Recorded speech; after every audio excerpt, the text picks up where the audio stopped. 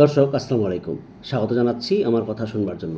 একটি খবর জানাতে চাই, সেটা হচ্ছে আনুষ্ঠানিকভাবে সন্ত্রাসবাদ থেকে বাংলাদেশ জামায়াতে ইসলামীকে মুক্ত ঘোষণা করেছে কানাডার একটি আদালত। এ নিয়ে যুগান্তর একটি রিপোর্ট প্রকাশ করেছে। আমি যদি রিপোর্টটা একটু পড়ে শোনাই।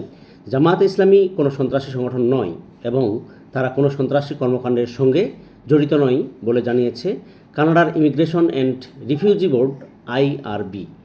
আইআরবির ধারা 34(1)(f) এর আওতায় কানাডার সরকারের করা অভিযোগ প্রত্যাখ্যান করেছে। এই হচ্ছে রিপোর্ট।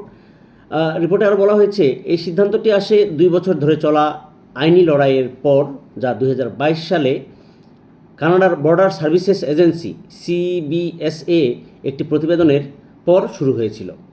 সিবিএসএ অভিযোগ করেছিল জৈনক রহমান নামে এক ব্যক্তি জামায়াতে ইসলামীর সদস্য, তিনি রোকন, এই সদস্য হওয়ার কারণে কানাডায় প্রবেশের অনুপযুক্ত, এরকম একটি ঘটনা। কারণ সিবিএসের মতে জামাত সন্ত্রাসবাদের সঙ্গে জড়িত। তবে ট্রাইব্যুনাল আজকের রায়ে এই অভিযোগ সম্পূর্ণভাবে খারিজ করে দিয়েছেন। রিপোর্টে আরও বলা হয়েছে যে এই রায়ের গুরুত্ব খুব বেশি। আইআরবির এই সিদ্ধান্তটি শুধু উক্ত রহমানের জন্যই নয়, বরং জামায়াতে ইসলামের সুনামের জন্যও এক গুরুত্বপূর্ণ ও নজিরবিহীন রায় বলে বিবেচিত হচ্ছে। ট্রাইব্যুনাল দুটি পূর্ণাঙ্গ দিবস এবং অতিরিক্ত আরও 2.5 দিন শুনানি পরিচালনা করে কয়েক হাজার পৃষ্ঠার নথিও এ সময় পর্যালোচনা করা হয়। এছাড়া আন্তর্জাতিকভাবে স্বীকৃত সন্ত্রাসবাদ এবং দক্ষিণ এশিয়ার রাজনৈতিক বিশেষজ্ঞদের সাক্ষ্য গ্রহণ করা হয়, যাদের সবাই জামায়াত ইসলামীর পক্ষে সাক্ষ্য দেন। ট্রাইব্যুনালের রায়ে উল্লেখ করা হয়েছে, সন্ত্রাসবাদের কোনো বিশ্বাসযোগ্য প্রমাণ নেই। রায় স্পষ্টভাবে উল্লেখ করেছে, জামায়াতে ইসলামের বিরুদ্ধে সন্ত্রাসবাদের সঙ্গে জড়িত থাকার কোনো বিশ্বাসযোগ্য প্রমাণ নেই। বিশ্বখ্যাত বিশেষজ্ঞদের সাক্ষ্য গ্রহণ করা হয়েছে। 3 জন আন্তর্জাতিকভাবে স্বীকৃত গবেষক এই মামলা চলাকালে সন্ত্রাসবাদ, দক্ষিণ এশিয়ার রাজনৈতিক আন্দোলন এবং ইসলামী সংগঠনগুলোর বিষয়ে শপথ নিয়ে সাক্ষ্য দেন, যা বিশ্বাসযোগ্য, নিরপেক্ষ এবং ধারাবাহিক বলে প্রমাণিত হয়। রাজনৈতিক প্রেক্ষাপট বিবেচনায় নেওয়া হয়েছে। ট্রাইব্যুনাল তার পর্যবেক্ষণে জানিয়েছে, জামায়াতে ইসলামী দীর্ঘদিন ধরে রাজনৈতিক উদ্দেশ্য প্রণোদিত অভিযোগের শিকার হয়ে আসছে। বিশেষ করে রাজনৈতিকভাবে যারা ভিন্ন আদর্শ লালন করেন, তারা জামায়াতের বিষয়ে বহু বছর ধরেই প্রোপাগান্ডা চালিয়ে আসছেন। এটা রায়ে বলা হয়েছে।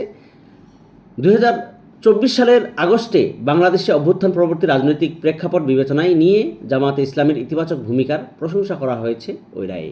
আইনের শাসনের প্রতি প্রতিশ্রুতি। এই রায় কানাডার ন্যায় বিচার, সততা এবং সুবিচারের প্রতি প্রতিশ্রুতি তুলে ধরেছে এবং উল্লেখ করেছে, কোনো সংগঠনকে শুধুমাত্র রাজনৈতিক চাপ বা বিদেশি সরকারের বক্তব্যের উপর ভিত্তি করে সন্ত্রাসী ঘোষণা করা যায় না। জামায়াতে ইসলামের জন্য এটা একটা আইনি বিজয়। মামলায় জামায়াতে ইসলামীকে সফলভাবে প্রতিনিধিত্বকারী OWS লয়ের ব্যারিস্টার ওয়াসিম আহমেদ এই রায় সম্পর্কে বলেন, এই রায় জামায়াতে ইসলামীর আইনি মর্যাদা পাওয়ার ক্ষেত্রে একটি বড় বিজয়। এটি সুস্পষ্ট বার্তা দেয়, অভিযোগগুলোর ভিত্তি হতে হবে বাস্তব প্রমাণ এবং নিরপেক্ষ মূল্যায়নের উপর, রাজনৈতিক উদ্দেশ্য প্রণোদিত দৃষ্টিভঙ্গির উপর নয়। গত 26 ফেব্রুয়ারি ট্রাইব্যুনালের দেওয়া লিখিত সিদ্ধান্তে রহমানকে সম্পূর্ণভাবে নির্দোষ ঘোষণা করা হয় এবং সিবিএসের সমস্ত অভিযোগ খারিজ করা হয়। এই রায় ভবিষ্যতে অনুরূপ মামলাগুলোর জন্য একটি গুরুত্বপূর্ণ নজির স্থাপন করবে।